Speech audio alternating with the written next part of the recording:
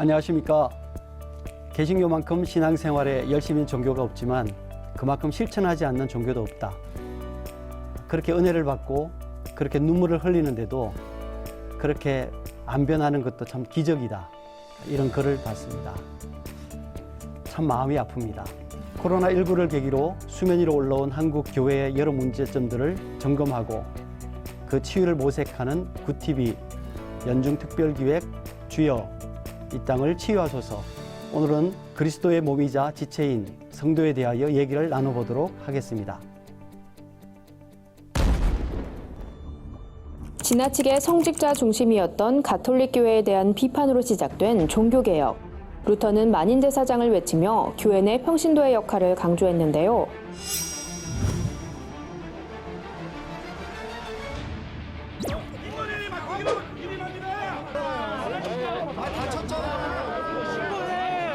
성도들은 자꾸 교회의 빛이 되려고 하고 교회 안에서 소금이 되려고 그래요. 하나님 역사의 주관자가 되신 하나님 이 나라를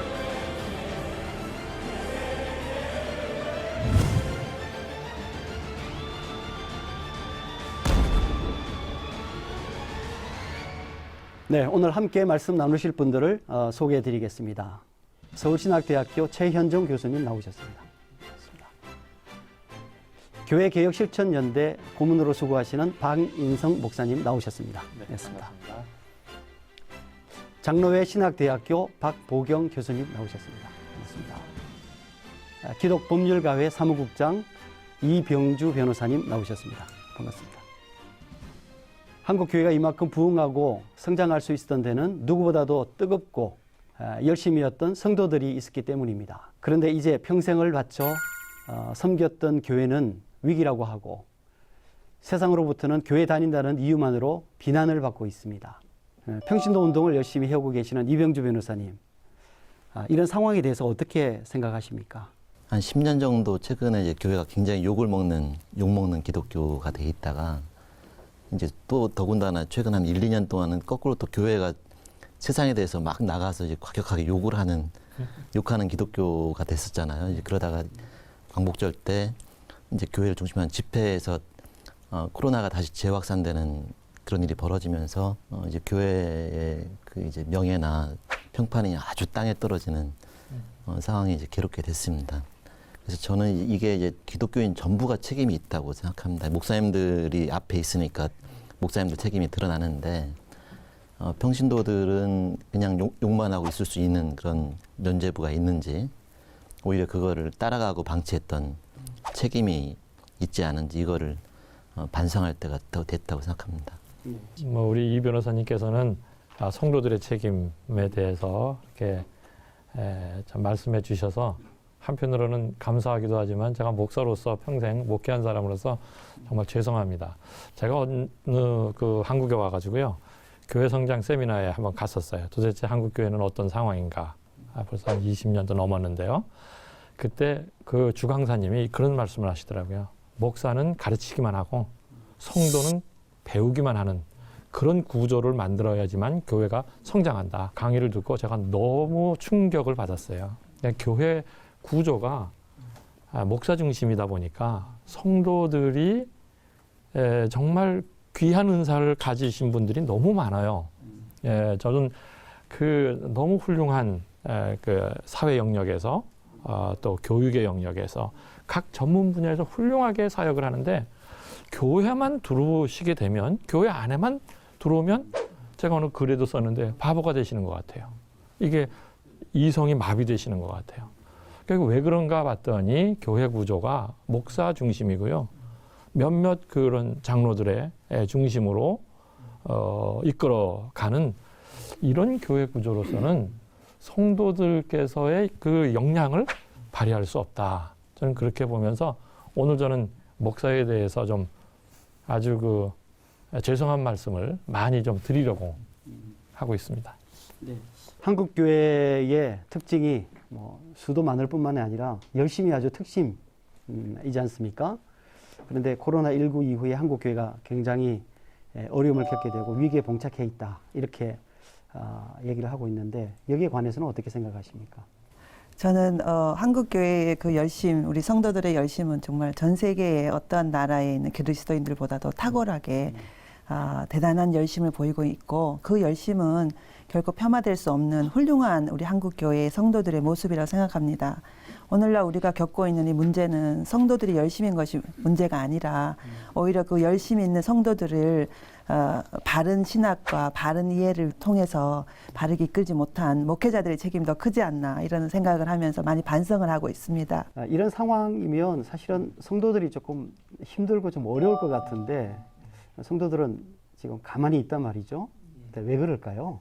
우리가 교단 혹은 교회 얘기할 때 하나의 목소리로 얘기하는데, 요즘은 교단 교회 안에 서로 다양한 목소리들이 많이 존재합니다. 그래서 어떤 교회는 목사님이 젊은 목사님이 바뀌었더니 나이 드신 장로님들이 다른 교회 가서 설교를 들으시고, 또 그 나이 드신 목사님이 설교를 하니까 젊은이들이 이제 정치적인 얘기들이 좀 나오거든요. 그러니까 그 얘기를 더 이상 못 듣겠다라고 저희 학교 학생들 같은 경우 저기 상담하기도 합니다. 그래서 이런 다양한 목소리가 존재한다는 것을 우리가 먼저 인식을 해야 하고, 근데 그럼에도 불구하고 왜 그런 것들이 표출될 수 없을까라고 했을 때는, 우리 한국교회에서는 다른 목소리를 내면 그건 꼭 반대 의견이에요.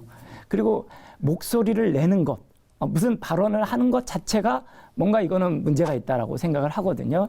그래서 그런 구조가 바뀌어야 하는데, 그것이 뭐 평신도가 노력을 하긴 해야지만, 우리 성도님들이 노력을 해야지만 성도님들의 노력만 가지고는 될 수가 없는 부분도 분명히 있죠. 그래서 이제는 사회도 예전같이 하나의 목소리로 통합되어 가는 사회가 아니라 다양한 목소리가 공존하는 사회를 얘기를 많이 하거든요. 그러니까 교회 안에서도 그런 다양한 목소리가 있을 수 있다는 걸 주목하고 그에 맞는 구조적 변화를 하는 노력들이 좀 필요하다고 생각이 듭니다. 예. 그럼에도 불구하고 여전히 한국 교회는 굉장히 수동적이죠. 그러니까 이런 수동적인 상황을 우리 이병주 변호사님께서는 구경하는 기독교라고 말씀을 하셨는데, 그건 어떤 의미인가요? 목사님들 말씀만 듣고는 잘 모르겠다. 그러니까 평신도 입장에서 고민을 해보자고 해서 이제 욕먹는 기독교와 평신도의 고민이라는 글을 한번 쭉 써봤어요. 이제 그때 우리 평신도 신앙의 특징이 어떤가를 생각을 해보니까 그 중에 하나가 이제 앉아가지고 설교만 듣고 구경하는 기독교. 그러니까 교회에서 제자훈련을 하면서 평신도를 깨우잖아요. 평신도를 깨운다고 해서 이제 교회를 훈련시키는데, 이제 무협지나 중국 무협 영화를 보면은 주인공이 세상에서 이제 두드려 맞고 이제 산에 올라가가지고 스승을 만나가지고 무술을 이제 배우잖아요. 가르치는 이제 그 스승이 이제 목사님인 셈이죠. 웬만큼 배우면은 이제 다 배웠다. 산을 내려가라, 하산해라, 이렇게 그렇죠. 얘기를 해서 배운 걸 가지고 산을 내려와서 세상에 가가지고 무술을 가지고 싸우잖아요. 이제 기독교 신앙도 이제 그런 모습으로 세상에서 맞고 교회 와서 배워가지고 그 기술을 가지고 산을 내려가서 세상에서 싸우는 신앙이 돼야 되는데, 지금 이 교회에서 이제 평신도들을 교육하고 가르치는 게, 일단 배우러 왔으면은 이제 무술을 배우고 계속 무술만 배우고, 그 다음에는 이제 무술이 좀 되면은 그 스승의 조수가 돼가지고 목사님의 조수가 돼가지고 새로 오는 제자들 훈련시키는 조교 노릇만 맞습니다. 하는 신앙이 된 거. 이러니까 밖에 나가 싸우면은 자기가 주인이 돼가지고 이제 무협지의 주인공으로 살 수가 있는데, 이제 이 도장에서만 계속 생활을 하니까 조수 노릇하고 도장이 유지가 되는 게 제일 큰 목적이 되는 거죠. 이제 그게 저는 이제 지금 우리 신앙의 교회의 모습이 아닌가 생각합니다. 성도들이 자기가 어떻게 해야 될지에 대한 책임을 좀 깨닫고 조금 능동적으로 그런 이제 신앙적인 삶을 살아야 된다, 이런 말씀을 지금 하고 계시는 거죠. 최현중 교수님, 그러면 성도들은 신앙생활을 통해서 얻고자 하는 게 무엇일까요? 개신교에서 모든 성도들이 바라는 것은 일단은 구원과 영생이라고 얘기를 할 수가 있고, 또 종교 일반적으로 제가 이제 조사도 해봤는데 많이 나오는 얘기는 일단 마음의 평안과 위로에 대한 얘기를 많이 합니다. 종교를 통해서 사실 뭐 나가서 열심히 살아야겠지만 힘들잖아요. 힘드니까 교회 안에서 평안과 위로를 얻고자 하는 마음들이 있고, 변화되는 양상을 본다면은 과거에는 어떤 축복이라는 측면을 굉장히 중요하게 생각을 했어요. 이제는 뭔가 의미를 찾으려고 하는 그런 노력들도 나타나고 있다고 생각합니다. 근데 또 하나 주목해 볼 만한 것 중에 하나는 이제 교회를 나오는 것도 아까 구경한다라고 말씀하셨는데 일종의 소위처럼 작용하는 부분들이 있습니다. 그 제임스 트위첼이라는 미국 학자가 쓴 책 중에 재미있는 책 제목이 있는데 뭐냐면 브랜디드 네이션이라는 책이 있어요. 그러니까 브랜드화된 나라라는 건데 그래서 브랜드가 중요한 4개의 어떤 단체 제도를 얘기하고 있는데 대학, 그다음에 회사, 박물관 그리고 영어 제목으로는 맨 처음에 나오는 건데 메가처치가 들어있었어요. 그러니까 교회도 이제는 브랜드가 중요하고 어떻게 알리느냐에 따라서 사람들이 오고 가고 그런 것들이 존재하죠. 그리고 실제적으로 교회 나가는 거 보면은 그런 소비 패턴이 존재합니다. 그래서 어떤 사람들은 메가처치 나가면서 대리만족을 얻는 거고 또 메가처치를 욕하는 사람들은 때로는 그 대항하는 소집단 교회에 나가면서 일종의 대안적 소비를 하는 거죠. 소비라는 측면에서 교회를 분석하는 것이 꼭 좋은 것은 아니지만 그런 부분을 우리가 인식할 필요는 있다고 생각이 들고 우리 모두가 사람이니까 그런 것도 고려하면서 한번 생각해 볼 필요가 있다고 생각이 듭니다. 예. 네, 지금 저희는 그 교회에서 가장 중요한 파트인 우리 성도에 관한 얘기를 저희가 하고 있는데요. 사실은 개신교의 핵심 중에 하나가 평신도가 그냥 평신도가 아니고 모든 사람이 제사장이라는 거죠. 네, 그래서 한국 교회에서는 그런데 이런 그 모든 사람이 제사장이라는 의미가 그렇게 잘 다가오고 있지는 않는 것 같아요. 우리 박보경 교수님은 어떻게 생각하십니까? 지금 우리 한국교회 가장 큰 문제 중에 하나가 그 모든 사람이 다 하나님 앞에 제사장으로서 살아갈 수 있다라고 하는 이 만인 제사장설이 충분히 실천되지 못한 것이 이제 지금의 가장 큰 문제가 아닌가 생각을 합니다. 종교적 어떤 그런 역할을 하지 않는 사람들은 평신도다. 그 단어도 사실 잘못됐다고 생각을 합니다. 이렇게 위계적인 구조를 가지고 있는데 우리 한국교회 같은 교회는 그 신학적인 어떤 그 문제도 있지만 사회의 문제도 있는 것 같아요. 그리고 우리 원래 전통 사회가 가지고 있는 유교적인 문화 그리고 집단주의 이 모든 것들이 함께 작동을 하면서 제가 볼 때는 그 한국 교회의 가장 큰 문제가 목회자는 이제 지시를 하고 아까 박 목사님 말씀하신 대로 우리는 가리키는 사람이고 그리고 성도들은 배우기만 하면 된다라고 하는 제가 볼 땐 너무나 부끄러운 그런 신학을 우리 목회자들이 전달하고 있다는 것 자체는 정말로 우리가 반성을 해야 되지 않나 생각이 들고 저는 개인적으로 목회자는 교회로 부름을 받아서 그 현장에서 다른 99%의 성도들이 또 다른 하나님의 부르심의 현장인 세상으로 나가서 일할 수 있도록 그들을 섬기고 세우는 일이 우리에게 주어진 과제인데 아까 변호사님 말씀하신 대로 아직도 하산은 안 시키고 계속적으로 더 불러 모아서 또 다른 자기의 작은 목사를 만들어내는 지금의 이 구조가 너무나 큰 문제다. 방희성 목사님, 그러면 한국 교회 성도들이 제사장의 역할을 좀 더 잘하려면 어떻게 해야 될까요? 예, 일단은 우리 그 성도들께서 그 목사라고 하는 단어에 너무 집착하지 않았으면 좋겠어요. 그 에베소서 4장 11절에 나오는 은사에 쭉 있는데 성경 전체에서 목사라는 단어는 사실은 없습니다. 목사라는 그런 명칭이 없어요. 에베소서 4장 11절에 나와 있는 그 목사라고 하는 표현이 있습니다. 사실은 그 번역을 목사라고 하면 저는 안 된다고 봐요. 공동 번역에서는 목자라고 했어요. 또 표준 새 번역에서는 목회자라고 했어요. 그래서 성도들께서 너무 이 목사에게 압도당하지 않았으면 좋겠다. 왜냐하면 아까 우리 박 교수님 말씀대로 우리 개신교는 목사와 성도들의 차이가 없습니다. 우리도 하나님의 종이고요. 성도들도 하나님의 종입니다. 우리는 또 하나님의 자녀고 거룩한 백성입니다. 그런데 하나님의 종이 하나님의 자녀 위에 군림하고 있는 이상한 한국교회 구조. 아니 종놈이 주인의 자녀에게 도련님 아가씨 하면서 모셔야 되는데 하나님의 종이라고 자처하는 목사들이 하나님의 자녀인 성도들을 마구 억압하는 이상한 단어가 이제 우리 한국 교회 안에 있는데 좀 거기서부터 좀 벗어나셨으면 좋겠다. 또 하나는 평신도라는 단어 아까 우리 박 교수님 잘못됐다. 잘못됐습니다. 평신도라는 용어를 쓰면 안 되고 오늘도 성도라고 하는 단어로 해서 얼마나 좋은지 모르겠습니다. 그런 단어에서부터 좀 벗어나셔야 되고요. 성도 한 사람 한 사람이 교회입니다. 그리스도의 몸이고요. 그리스도의 지체고요. 그렇기 때문에 저는 운영 주체에서 실질적으로 역할을 해야 된다고 봅니다.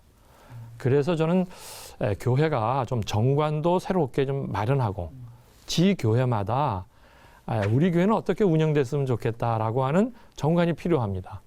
비전도 목사만 받아가지고 성도들에게 일방적으로 주는 게 아니고 그 비전을 함께 공유하고 또 성도들도 비전을 가지고 있다면 함께 나누는 그렇게.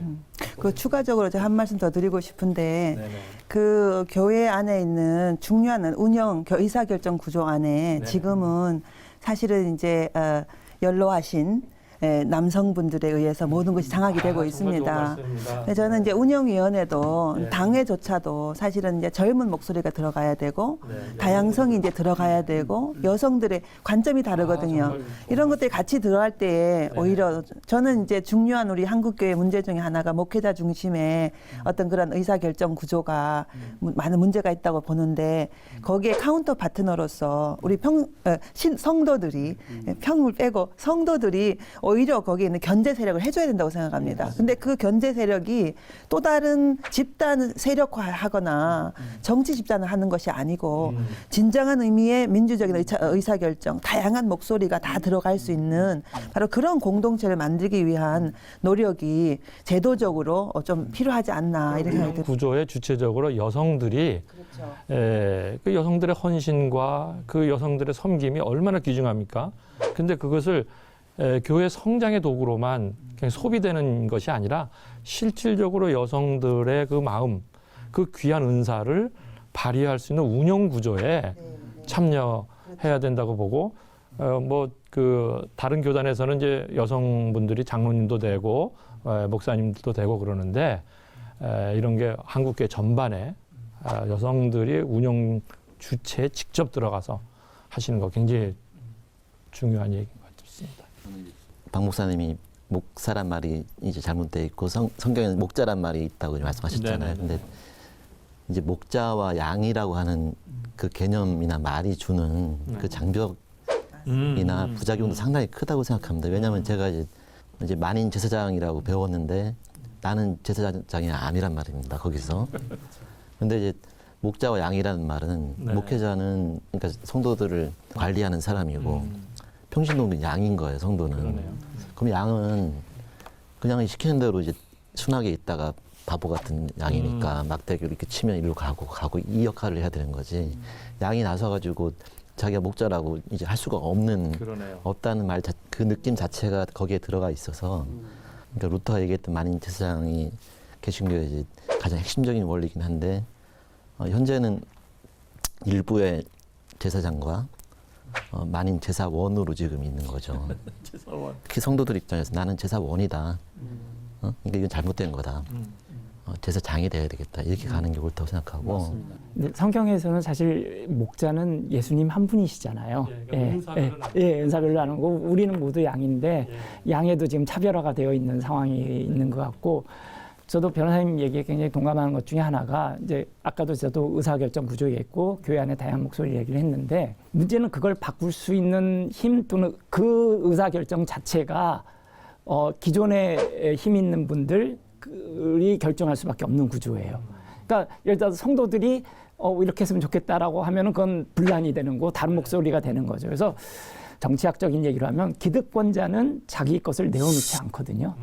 그래서 이제 종교 개혁이 일어난 것일 수도 있는데 그런 문제를 우리가 어떻게 해결할 것인가가 참 고민거리라고 생각이 듭니다. 그래서 개교의 정관은 굉장히 중요한 거예요. 저희 교육의 실천연대에서 20여 년간 쭉 해오면서 그 교회 정관 갖기 운동을 많이 했거든요. 그래서 굉장히 많이 가지고 있어요. 또 사실은 지 교회마다 정관이 없는 교회는 없는데 그냥 어떤 건물 사고 팔고 뭐 이런 정도의 정관이지 실질적으로 운영 정관이 안 돼 있거든요. 그래서 그 총회법만 쭉 따를 것이 아니고 이러다 보면 이제 한국교회 굉장히 여러 가지 문제에 부딪히는 점들이 있겠지만 법을 존중하면서도 교회 내에 정관을 만드는 것 이것이 아마 하나의 대안일 수도 있겠다. 교회를 다니면서 사실 이런 얘기를 많이 듣죠. 만인 제사장. 근데 우리가 성경에 보면 교회 머리는 예수 그리스도고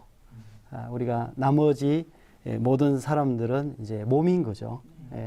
몸은 어디에 위치해 있든지 평등하고 그다음에 그 역할들을 자신이 잘 알아서 해야 되는데 우리 성도 자신이기보다는 목회자가 훨씬 더 주체적으로 조금 더 적극적으로 이 문제를 해결하는데 나서야 된다 이런 생각이 또 많이 들기도 합니다. 네, 코로나 시대에 세상의 도전을 받는 한국 교회와 성도들이 다시금 복음의 빛을 발하기를 소망하는 굿TV 연중 특별기획 주여 이 땅을 치유하소서를 함께하고 계십니다. 요즘 그리스도인들이 정말 이 세상에서 신뢰받을 만한 사람들인지를 우리가 다시 한번 생각해 볼 필요가 있어요. 옛날에는요, 그저 교회 집사라 그러면 저 사람 집사래, 믿을만 하지 뭐, 이것으로 끝났어요. 요즘은 저 사람 교회 집사래, 저 사람 교회 장로래. 그래? 다시 한번 확인해 봐야 되겠는데. 그러면 묵상을 하거나 성경을 들고 다니거나 예배에 빠지지 않거나 기도하는 것이 잘못된 것이 아닌데, 그 모든 것들이 하나님 앞에 보이는 것이 아니라 사람들 앞에 내가 어떤 것인지를 보이려고 말하는 사람이 있다면 조심하십시오. 왜? 종교 사기꾼일 수 있기 때문이에요. 종교인과 신앙인의 차이가 뭘까요? 종교와 신앙. 종교는요, 자기 중심이에요. 신앙인은요, 나 중심이 아니라 하나님 중심이에요. 한번 여러분 생각해 보세요. 내가 하나님을 찾는 것이 하나님 그분 때문인가? 아니면 그분이 내게 주실 선물 때문인가?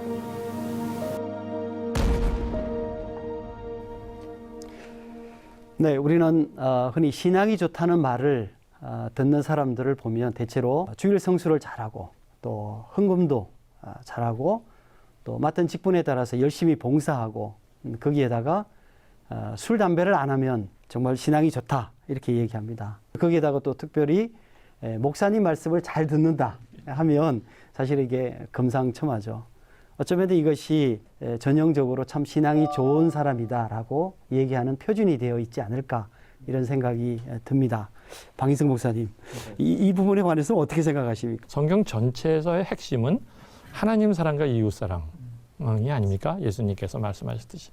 그러니까 보이지 않는 하나님의 사랑을 평가할 수 있는 방법은 이웃 사랑이죠. 그건 관계입니다. 그러니까 신앙의 패러다임이 전환되어야 되는데 내가 신앙이 좋은가 안 좋은가는 내가 이웃들과의 관계가 어떠한가. 그게 정말 무조건적인 하나님의 사랑으로 내가 하나님의 자녀가 되었다면 다른 사람들에게도 그런 사랑의 표현, 사랑의 관계를 하고 있는가라고 하는 데 대한 그 신앙의 그런 잣대가 서져야 하는데 이제 그 교회 안에서만 하는 봉사, 안에서만 하는 이것 때문에 그 성도들께서 신앙의 착각을 일으키고 또 이 목회자들도 그 성도들을 그렇게 그냥 교회에 열심히 나오시는 분을 신앙이 좋다, 믿음이 좋다 해서 직분도 맡기고 그런 식으로 교회를 운영하니까 성도들도 스스로 이만하면 내가 하는구나 하면서 교회 안에서 다 지쳐버려요. 하나님은 세상을 이처럼 사랑하사 독생자를 주셨어요. 하나님은 세상을 끔찍히 사랑하셨기 때문에 자기 하나밖에 없는 아들을 내어주셨는데 교회는 교회 밖에 있는 이웃을 사랑하기를 너무 안 사랑하냐? 두려워하는 거야? 성도들도 그래버리는 거예요. 오히려 교회가 세속을 사랑해야 세상을 사랑하지 않고 그 돈과 이 권력과 명예 이런 것들만 사랑하는 이상한 구조로 바뀐 거예요. 그래서 저는 신앙의 시금석은 관계다. 내가 얼마만큼 아내와 남편과 가정과 또 가족의 형제들과 더 나아가서 안 믿는 이웃들과 다른 종교를 가진 사람과 또는 우리 사회의 각종 지금 힘들어하고 있는 가난하고 힘들고 소외된 사람들과 내가 어떤 관계를 갖고 있는가. 하나님의 그 진한 사랑으로 관계를 갖는다면 그분이야말로 훌륭한 신앙인이다. 이런 시금석이 좀 필요할 것 같습니다. 말씀하신 대로 우리 그리스도인의 삶, 성도들의 삶이 먼저 사람들이 볼 때 정말 놀랍다라고 하는 어떤 삶이 전제되는 것이 결국에는 우리에게 필요한 것이 아닌가 하는 생각을. 저는 이제 선교학과 전도를 가리키는 사람입니다. 그런데 제가 강조하고 싶은 것은 이제 수업 때 늘 하는 얘기가 전도가 뭐냐. 사람들이 보고 저 사람은 왜 저렇게 다르게 살아가나. 왜 저 사람들은 저렇게 예외적인 사랑을 실천하나. 왜 저 사람들은 슬픔 속에서도 희망을 찾나라고 하는 삶이 전제될 때에 사람들은 질문을 일으키게 되고 그 질문을 하게 되죠. 당신은 왜 그렇게 살아갑니까? 그럴 때에 그때 우리는 대답할 권리가 그제서야 주어지는 거죠. 그래서 침입하지 않고 귀담아 들으려고 할 준비가 됐을 때에 그때에 말할 때에 우리는 일방적인 것이 아니라 소통을 하려고 하는, 내가 그 이유가 뭔지를 말할 수 있는 온유와 겸손으로 내가 왜 이렇게 살아야 하는지를 얘기하는 것, 그것이 저는 전도라고 생각을 이제 합니다. 신앙생활의 표준이 좀 바뀌어야 하지 않을까라는 생각을 해요. 그 찰스 그록이라는 그 종교사역자가 종교를 연구하면서 종교를 5가지 차원으로 분류를 하거든요. 그래서 뭐 첫째는 교리적 차원, 의례적 차원, 경험적 차원, 지식적 차원, 결과적 차원, 이렇게 5가지인데 그중에 결과적 차원이 바로 윤리예요. 제가 이제 공부를 독일에서 했거든요. 근데 그 한국 기독교 성도분들은 유럽 교회를 조금 무시하는 경향이 있어요. 근데 그 표준이 뭐냐면은 의례적 차원이에요. 그러니까 의례적 차원에서 제대로 하지 않는 교인은 교인이 아니다. 예배도 잘 참석하지 않고 11조도 안 드리고 아니다라는 거죠.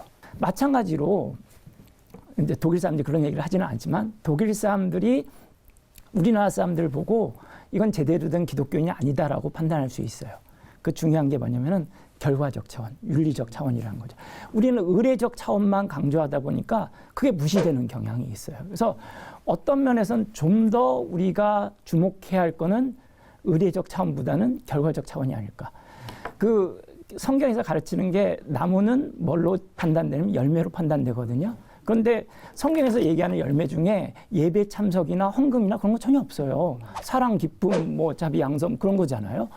그런 어떤 우리의 삶에서 그런 부분이 나타나야지 되고 그게 우리의 신앙의 표준이 되어야 한다고 생각이 들고, 아울러서 이병주 변호사님 얘기를 들으면서 아까 신학 얘기하셨는데 이 기회에 우리가 새로운 이름을 하나 붙일 필요가 있다 생각했는데 하산의 신학. 하산의 신학이라는 게 좀 필요하다고 생각이 드는데 그게 종교개혁 정신에 딱 맞다고 생각이 들어요.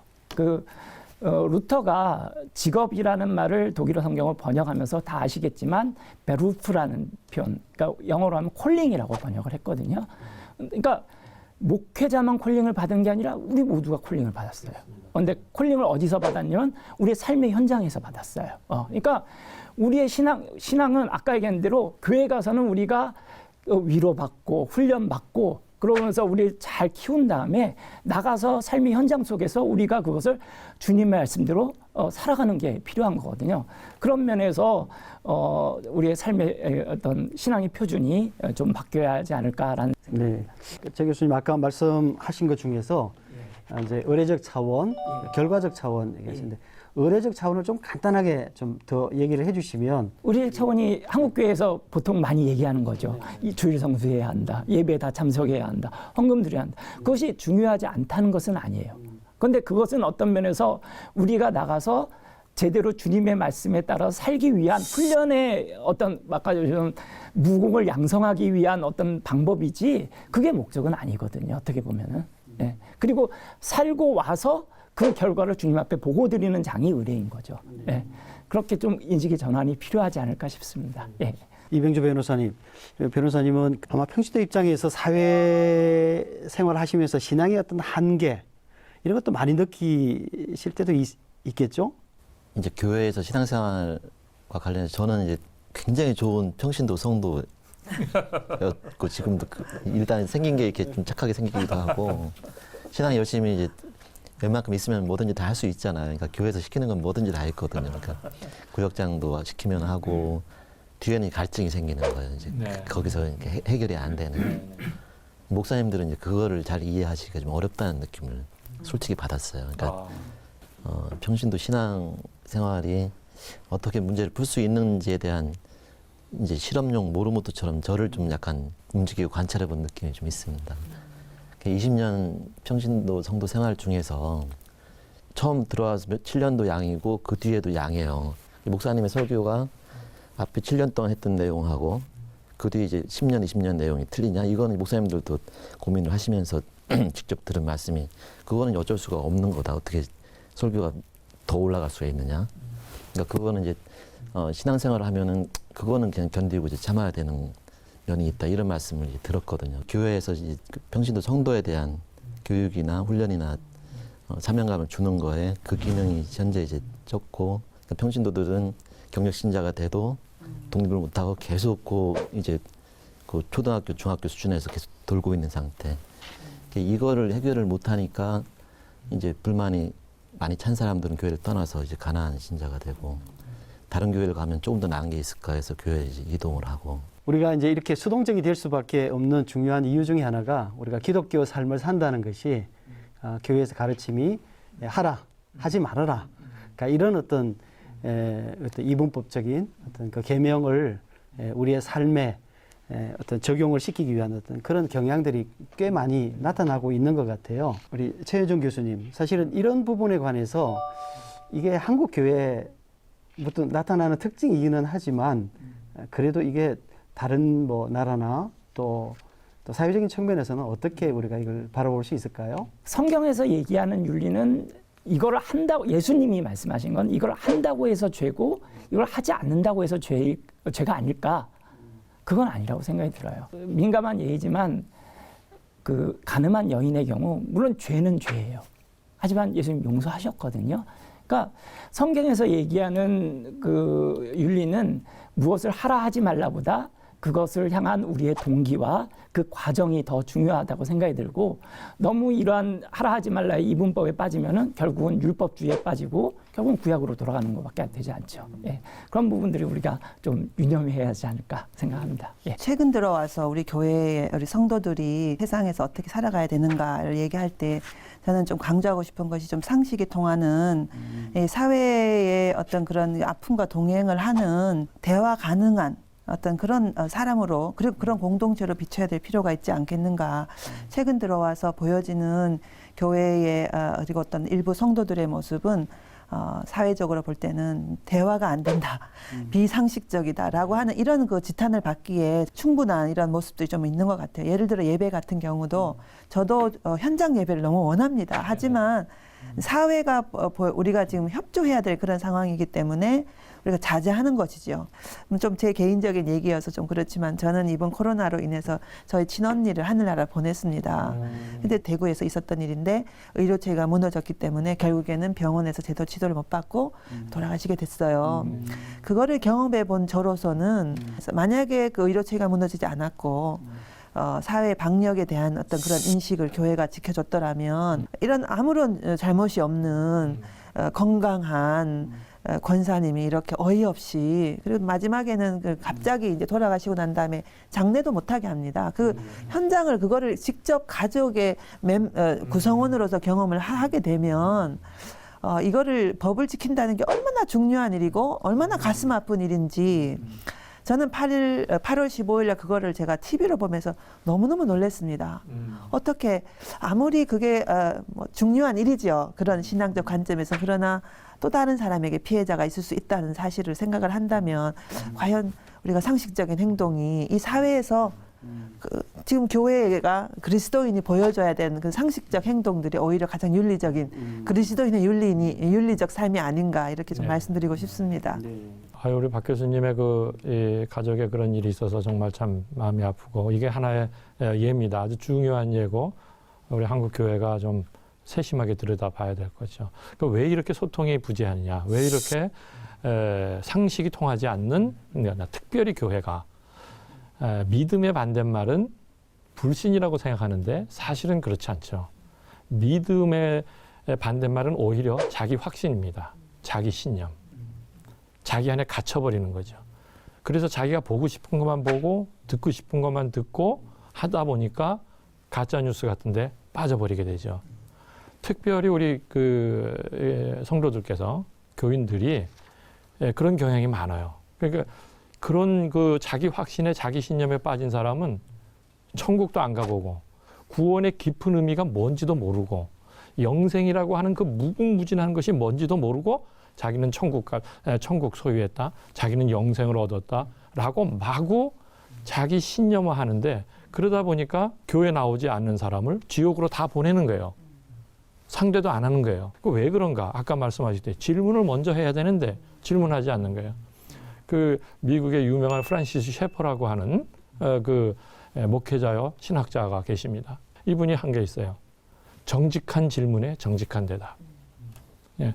신앙은 질문하고 의심하는 것이 신앙을 파괴하는 것이 아니라 자신의 신앙을 성숙시켜가는 과정이에요. 그러니까 신앙의 여정은 계속 질문하고 의심해 보는 거예요. 예수님도 나는 부활하신 예수님을 믿지 못하겠다라고 하는 도마를 꾸짖지 않으셨어요. 오히려 친절하게 그래 내 옆구리를 만져보고 내 손자국을 만져보라고 하셨어요. 그 다음에 보지 못하고 믿는 자는 복이 있다라고 하는 것은 의심 없이 믿는 자가 아니에요. 앞으로 예수님의 그 부활의 몸을 만져볼 수 있는 사람이 없어요. 앞으로는 더 많이 축복을 받고 복을 받는 부활 신앙을 가지고 있을 수 있는 사람이 앞으로 더 무궁무진하게 많을 것이다. 도마와 같은 자세로 끊임없이 내가 어떻게 부활을 경험할 수 있을까? 내가 어떻게 그 구원의 복을 누릴 수 있을까? 내가 어떻게 그 영생이라고 하는 신비의 세계를 갈 수 있을까를 가지고 계속 질문하고 하나님 나라를 위해서 살아가고 있는가? 라고 하는 것이 안 돼 있기 때문에 이게 다른 사람의 이야기를 듣지 않는 겁니다. 그 두렵고 떨림으로 구원을 이루라라고 하는 이 그 바울 사도의 말씀과 같이 두렵고 떨림이 너무 없어요. 그러다 보니까 너무 무례하고 너무 다른 사람에게 이야기를 듣지 않고 또는 집단적으로 너무 그 패권적이에요. 그게 우리 기독교가 정말 회개해야 될 일이 너무 많고 우리 성도들께서는 안 그랬으면 좋겠습니다. 예.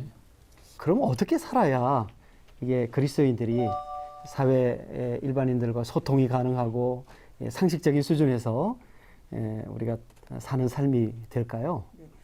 박 목사의 말씀 들으면서 제가 떠오른 것이 결국에는 우리 성도들이 질문을 한다는 것 자체는 성찰한다는 거거든요. 맞습니다. 그리고 학습한다.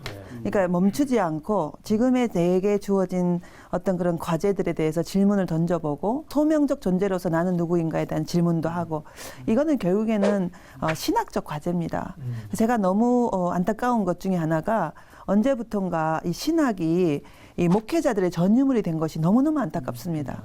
자신은 누군가, 그리고 나는 어떻게 살아갈 것인가, 세상의 문제에 대해서 내가 어떻게 해석할 것인가, 이런 그 학습이 실제적으로 일어날 때에 이게 깨어지는 것을 이제 많이 봅니다. 순종적 그리스도인들이 길을 원하는 어떤 목회자들에게는 도전이 될 수 있지만 저는 꼭 필요한 일이라고 생각을 합니다. 그래서 제가 좀 권하고 싶은 것은 학습을 멈추지 말아달라. 네, 그러면 이제 예를 들어 공신력 있는 어떤 그런 기관을 찾아가서 배움을 멈추지 않았으면 좋겠다.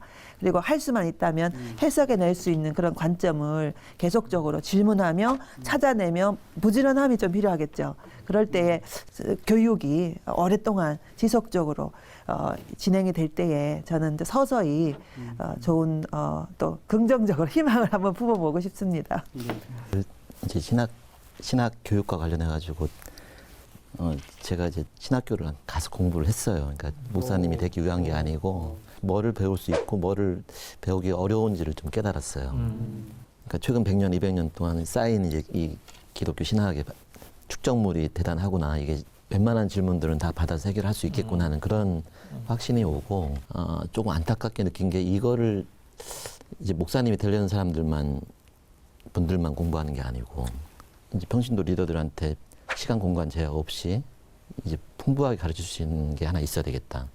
그 다음에 이 세상에서 벌어지는 일과 갈등과 이제 그 문제를 신앙적으로 이제 규명하고 해명하는 일들에는 이제 신학자나 목사님들의 기본적인 이제 가르침도 중요하지만 그걸 실제로 뛰고 있는 이 선수들이 그거를 가지고 좀 움직여야 된다. 공부하고 책도 쓰고 토론도 하고 이걸 안 하고 밖에서는 세상 원리대로 그냥 열심히 잘하는 사람이 되고 교회 오면은 자기는 이제 성경도 잘 안 읽고 잘 모르니까 할 말이 없으니까 앉아가지고 목사님 얘기나 듣고 앉았다 가고 이 이제 극단적인 갈등이 아니고 이제 신학도 더 올라가고 세상의 경험도 신학화하고 이 두 개를 이제 만나게 해야 된다고 생각합니다. 그런 면에서는 이제 삶의 현장에 있는 성도들이 신학교에서 배울 뿐만 아니라 신학교나 교회도 삶의 현장에 대해서 배우는 게 필요해요. 그러니까 서로 배워가면서 알아야 하는데 이게 단절돼 있다 보니까 가르치는 내용들이 그렇게 될 수밖에 없는. 그런 이제 우리의 대화가 혹시라도 이제 성도를 주제로 하는데 이제 계속 성도는 배워야 된다는 걸로 좀 귀결이 되는 듯해서 좀 안타까운데요. 아까도 뭐 하산 신학 얘기하셨는데 하산하기는 해야 되는데 사실은 성도들이 신앙이라고 하는 것은 교회 안에서 어떤 제도적이라든가 성경을 처음 초신자 때부터 배우면서 실천하는 거지 어느 정도 배우고 나서 역량을 갖춰서 맷집을 갖추고 기술을 한 다음에 간다. 이것은 사실 성경에서는 없어요. 그리고 기독교의 교리에서도 없습니다. 그러니까 설교도 적용이 없는 설교는 사실은 설교가 아니다라는 설교학이 있어요. 그러니까 성경을 해석했으면 그 해석을 가지고 어떻게 살아가고 어떻게 우리 삶을 진단할 것까지라도 사실은 해줘야지만 되는데 성도를 어느 정도 배우게 해서 하기보다는 처음부터 삶으로 표현해낼 수 있도록 그 교회에서 그런 교육, 그러니까 제자 훈련도 어떤 교회를 순응하는 목회자에게 순응하는 제자 훈련 아니고 예수님처럼 인격과 삶을 표현해낼 수 있는 제자 훈련을 해야 된다라고. 저 전적으로 공감을 하고 이제 제가 이제 신학 교육의 중요성을 얘기할 때 혹시 오해가 될까 봐 오히려 저도 걱정이 되는데 저는 그게 질문할 수 있는 누구든지 그리고 심지어는 그 학습 공동체가 참 학습이라고 하는 것은 상호적이잖아요. 아까도 이제 그 말씀드렸지만은 왜 어떤 사람은 가르치고 어떤 사람은 배우냐 말이죠. 함께 배워야 되거든요. 그래서 수업 시간에도 사실은 교수도 배워요. 이런 아까 말씀하신 융합적인 학문을 통해서 우리도 배워야 되는 것처럼 그 근본적인 그 뿌리에는 이 위계적인 이해를 벗어나야 되는 거죠. 우리가 다 동일하다. 하나님 앞에서 동일하다라는 의식을 가지고 거기에서 같이 서로 동력자로서 배움을 받는다라고 하는 이제 그래서 저는 그게 이제 만인 제사장설의 철저한 실행이라고 생각합니다. 사실은. 근데 그걸 철저하게 안 하고 이제 변질됐기 때문에 이런 문제가 일어났다고 보는 것이고 말씀하시는 그 핵심은 제가 볼 때는 원래로 돌아가자 하는 말씀으로 들리고 그런 의미로서의 우리가 뭐 성도들이 이걸 더 해라 이런 것으로 이게 얘기가 진행이 되는 거는 정말 오히려 잘못 흘러가는 것이 아닌가 이런 생각이 듭니다. 관련해서 하나만 짧게 얘기한다면은 우리가 교회에서 배우는 거는 제 생각에 지식이 아니라 프랙티스예요. 그러니까 예를 들어서 우리가 운전하는 법 어떻게 하는지 안다고 해서 운전할 수 있는 거 아니거든요. 뭐 피아노 이렇게 치라고 해서 이론적으로 안다고 잘 치는 거 아니에요. 그러니까 우리가 교회에서 배워야 하는 건 성경에 대한 지식이 아니라 성경다운 삶을 우리의 삶에서 실천할 수 있도록 연습해 나가고 훈련하는 과정이거든요. 그런 것들이 우리가 교회 안에서 배워 나갈 때 좀 더 중점을 둬야 할 것 같아요. 네, 오늘 굉장히 많은 토론들을 또 말씀 많이 해주셔서 너무 감사하고요. 오늘 이제 그 주제인 우리 성도들에 관한 얘기를 토대로 마무리를 좀 해야 될 것 같은데 혹시 추가로 이 얘기는 조금 해보고 싶다. 우리 성도들이 누구인가 생각을 해보면 그냥 떠오르는 단어가 소명적 존재로서의 자기 인식을 하면 좋겠다. 선교학을 가리키다 보니까 그 선교학에서 하나님의 선교라는 개념을 가지고 있습니다. 그래서 결국에는 모든 성도가 그 삶의 파송의 현장에 닿을 뿐이지 목사든 목사가 아니든 상관없이 모두가 다 모든 성도가 한결같이 하나님의 선교에 참여하는 존재다라고 하는 그 소명적 존재로서 자기 인식을 한다면 좀 이 문제를 하나하나 풀어갈 수 있지 않겠나 이런 생각이 들었습니다. 최근에 이제 그 교회 세습 문제나 이런 거로 크게 문제가 됐을 때 법적으로 얘기한다면은 주범이 목사님이고 공범이 평신도냐 이렇게 볼 수도 있겠지만 똑같은 대등한 공동 정범일 수도 있고 오히려 저는 그 성도들이 더 주범이라는 생각을 갖고 있어요. 왜 그러냐면은 그 일을 보면서 제가 이제 저한테 돼봤어요. 그러니까 내가 그 교회에 있고 그 교회 열심히 있는 이제 집사 장로라고 하면은 그 일을 내가 반대하고 싸울 수 있겠나. 이제 그 교회를 유지해야 된다는 생각 때문에 자신이 없었어요. 그러니까 이거는 이제 냉정하게 얘기한다면은 좀 미안하지만 교회 생활을 유지하려는 거가 이제 공의롭고 신앙의 원칙이 무엇이고 자기를 부인하고 이런 것보다 더 큰 가치가 돼버린 현실. 이제 힘든 일이지만 지금까지 해온 게 잘 된 건 줄 알았는데 잘한 게 아니다. 그럼 뭘 잘못했는지 알아야지 이제 회개를 하고 고칠 수 있잖아요. 성도들은 회개를 너무 쉽게 해서 교회에서 한 5초만 눈 감고 있으면 바로 다 무슨 죄인지도 모르고 용서를 다 받아왔어요. 그렇게 회개를 하면 아무 소용이 없고 성도들이 자기 잘못을 깨닫고 교회에만 묶여있지 않고 교회에서 배우고 밖에서 나가는 신앙으로 새로 움직이고 씨름을 하기 시작하면은 저는 그러면은 한국교회가 이대로 무너지지 않고 다시 살아날 수 있을 거라고 그렇게 확신을 합니다. 우리 한국교회 성도님들은 정말 매우 훌륭하다. 그리고 그동안의 헌신과 기도와 그 섬김으로 한국교회가 이만큼 섰다. 저는 정말 한국교회 성도들만큼 목회자를 존중하는 성도들은 세계 어디도 없다. 그 존중을 계속 이어가시되 목사는 정말 성도들을 잘 섬기고 성도들의 은사를 잘 발휘할 수 있도록 해주시고 한국교회의 추락은 목사들이 바꿔낼 수 없다고 봅니다. 성도들이 바꿀 수 있습니다. 역사 속에서도 국민이 나라를 바꿨습니다. 성도들 여러분들은 충분히 바꿀 수 있습니다. 충분히 한국교회를 새롭게 하실 수 있습니다. 여러분들이 나서 주시기를 바랍니다. 특히 성도분들에게 제가 한 가지 말씀드리고 싶다면은 구조가 안 바뀐 상황에서 다른 생각이 있을 때 어떻게 할 것인가 지혜가 필요하다고 생각이 들어요. 현실적으로. 그래서 나름대로 이런 그 성경에도 뭐 뱀처럼 지혜로우란 말이 있으니까 어떻게 전략적으로 목사님을 설득시킬 수 있을까 또는 교회 안에서 이게 잘못된 것인데 어떻게 바꿀 수 있을까라는 것들을 고민하시고 잘못하면 분란이 될 수 있으니까 지혜롭게 하면 좋을 것 같고 관련해서 한국 교회가 사회를 향해 나갈 때도 전략이 필요하다고 생각해요. 지혜가 필요하고. 저는 동의하지 않지만은 자기 목소리는 낼 수 있다고 생각이 들어요. 뭐 집회도 할 수 있죠.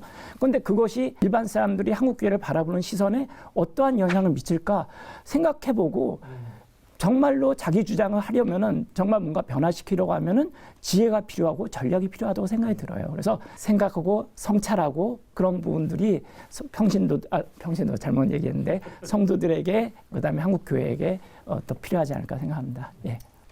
성도의 삶이 주일 하루 예배를 드리는 것 빼고는 신앙 없는 사람과 별 차이가 없다면 성도들이 어떻게 세상의 빛과 소금이 될 수 있으며 하나님 나라는 어떻게 확장될 수가 있겠습니까? 코로나19가 드러낸 교회의 위기와 당면 과제를 짚어보는 포스트 코로나 연중 특별기획 주여 이 땅을 치유하소서. 다음 시간에는 목회자들을 배출하는 신학교회의 현재를 점검하고 미래를 전망하는 시간을 갖겠습니다. 안녕히 계십시오. 네, 수고하셨습니다. 수고하셨습니다.